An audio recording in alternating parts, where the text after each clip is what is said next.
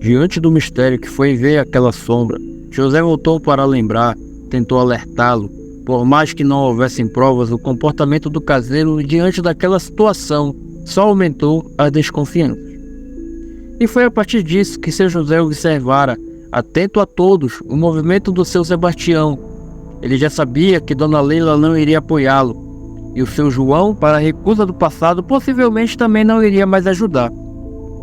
Ele se viu sozinho naquela situação, e até reunir provas contra o caseiro, seu José estaria sozinho. Mas também pensou que o fato de estar só seria mais fácil, já que seu Sebastião nem imaginava que o patrão, a partir daquele momento, iria estar alerta o tempo todo. Os dias foram passando e toda noite o caseiro aparecia na porta e perguntava se estava tudo bem. E coincidência ou não, os passos do lado de fora da casa haviam parado. Depois que ele se predispôs a ir toda noite observar o movimento. O que era característico do caseiro desde o primeiro dia era a atenção que ele tinha, o comportamento ilibado. Por mais que houvesse suspeitas, o fato era que seu Sebastião era um exemplo de profissional, pelo menos até aquele momento. Mesmo ele sendo um ótimo empregado, admirado até mesmo pela Dona Leila, seu José sentia que algo estava estranho. Mas para ele provar isso, teria que existir provas e não podia ser só desconfiança. Em uma manhã normal, onde na noite anterior nada tinha acontecido, apareceu um andarilho no portão da chácara, um homem de mais ou menos 30 anos que se identificou como Raul. Ele pediu água e explicou que viajava pelas cidades como nômade.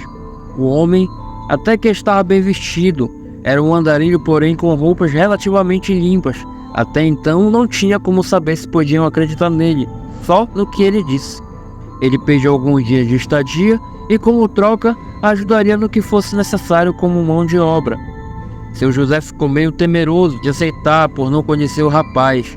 Já a Dona Leila logo de início se compadeceu e falou que não precisava ter medo, e disse que se aquele homem quisesse fazer algum mal, teria aparecido à noite e seria na surdina. E também falou que seu Sebastião estaria para ajudá-los, caso esse homem quisesse fazer algo de errado. E fazia alguns dias que eles estavam mesmo precisando de ajuda para dar uma geral numa horta que tinha na chácara. Eles iriam unir o útil ao agradável. Dona Leila pediu a opinião do seu Sebastião para saber o que ele achara daquele moço passar só alguns dias ali. Na hora, Sebastião concordou e disse que o homem seria de grande ajuda naquele momento. Por fim, ficou acordado que ele poderia passar alguns dias até que pudesse seguir viagem. Raul ficou extremamente feliz porque teria onde passar a noite sem medo de nada e nem ninguém passar e fazer algum mal. O que era comum, segundo ele, quando vagava por aí, as noites eram perigosas porque existiam pessoas que faziam algum mal sem motivo nenhum. Para Raul, aquela era uma ótima notícia. O andarilho não fez exigência nenhuma e disse que podia até dormir no alpendre para não incomodar nem o casal e nem o caseiro. Durante aquele dia, o homem foi de suma importância e fez todos os serviços que eram propostos. Estava tudo ocorrendo do jeito certo. Dona Leila fez comida para ele, levou uma rede limpa para que ele dormisse no alpendre, cobertas quentinhas e tudo o que precisava para passar a noite de forma mais confortável possível. Depois de um longo dia de trabalho, Raul estava cansado, já que o dia foi de muitas atividades. Além de dormir, seu José e Dona Leila passavam alguns minutos ali jogando conversa fora e também para que pudesse extrair ao máximo daquele rapaz, analisando ao máximo todas as suas respostas, para analisar se realmente sua índole era boa. Depois de algumas perguntas e boas risadas, o casal enfim poderia dormir tranquilo.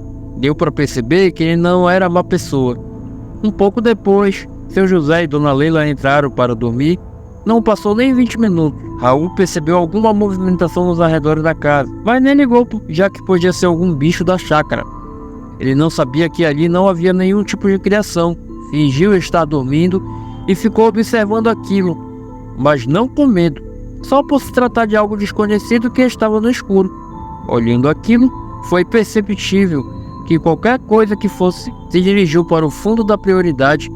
Poucos minutos depois, virou e foi dormir calmamente. Raul não fez nenhum alarde. Ele pensou: Deve ser alguma criação da chácara. E foi só isso durante aquela noite, quando Andarilho não fazia noção do que era e só dormiu tranquilamente. No outro dia de manhã, tinha mais serviço para eles fazerem. Logo cedinho, quando acabara de amanhecer, Raul já estava pronto para ajudar seu Sebastião. Só que antes do caseiro chegar, seu José apareceu na porta, deu bom dia e perguntou como o Andarilho tinha dormido. Ele respondeu que dormiu bem e logo em seguida perguntou: os bichos do senhor são criados soltos? Seu José indagou: que bichos? Aqui a gente só tinha um gato que sumiu. Não criamos bichos por aqui não. Assustado e com um sorriso desconcertado, Raul disse: pois eu vi algum tipo de bicho indo para os fundos do terreno. De imediato, seu José começou a fazer perguntas. Enfim, havia uma terceira opinião de uma pessoa que não fazia noção do que estava acontecendo ali. Que horas foi isso? Como era esse bicho? Ele fez algo com você? E antes que ele pudesse responder, seu Sebastião chega e escuta um pouco da conversa e pergunta: bicho? Talvez tenha sido um sonho, não? Raul foi direto: não, eu nem tinha dormindo ainda. Impossível sonhar acordado. Nitidamente sem graça, Sebastião tentou desconversar, mas o climão ficou claro. Naquele momento, seu Sebastião disse: bora tomar café da manhã e começar a labuta? Seu José ali percebeu que o seu Sebastião só queria encerrar o assunto. Seu José, entendendo aquilo tudo, falou: deve ter sido só um sonho, justamente para que o caseiro não percebesse que seu patrão estaria observando. Seu José, na hora pensou: vou deixar eles irem trabalhar. Nem vou fazer mais perguntas agora. À noite, antes de dormir, eu pergunto mais. Seria ali um começo de uma construção de provas para que seu José finalmente ligasse aqueles acontecimentos ao seu Sebastião. Até mesmo Raul percebeu o clima e resolveu não fazer mais comentários. E seu José não via a hora do dia passar para que pudesse fazer perguntas que o caseiro não deixou o Andarilho responder. No fim do dia, como tinha acontecido no dia anterior, Raul estava cansado e seu José fez questão de levar Dona Leila para ela ouvir tudo que ele tinha para falar. Mas quando começaram a conversar, seu Sebastião chegou e atrapalhou todos os planos. Era como se o caseiro estivesse rodeando Raul para que ele não falasse mais nada. Seu José percebeu e não quis fazer mais perguntas na frente do caseiro e resolveu que ao amanhecer iria levar o Raul até a cidade, apresentá-lo ao seu João, a pessoa que sempre quis alertá-lo. E enfim, os três juntos poderiam jogar por terra e por um fim a ideia que seu Sebastião não sabia de nada. Ficaram por ali por mais algum tempo, até que todos entraram para poder dormir. A expectativa era tanta que seu José mal conseguia dormir. Ainda pensou em ir novamente, mas como o Andarilho estava cansado, resolveu deixar para a manhã seguinte mesmo. Logo pela manhã, a primeira coisa que seu José fez foi ir até Raul. Ele iria levá-lo até a cidade e pôr o plano em prática.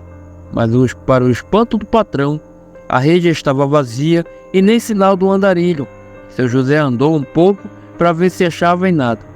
Não havia um vestígio daquele rapaz que até pouco estava ali cansado e tinha ficado na rede para dormir. Nesse momento, seu José sentiu muito medo. Vejo mil coisas na cabeça. E o mais intrigante era que havia passado a noite em claro e ele não ouviu absolutamente nada.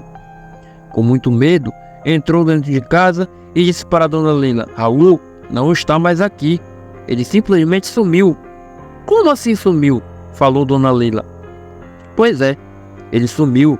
Não tem um vestígio dele no alpendre. Muito assustado, seu José não sabia o que fazer.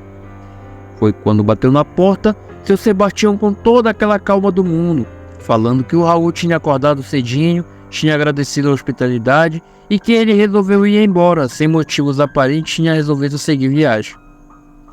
Aquela história não fazia sentido algum, porque ele poderia pelo menos ter esperado seu José acordar para agradecer pessoalmente.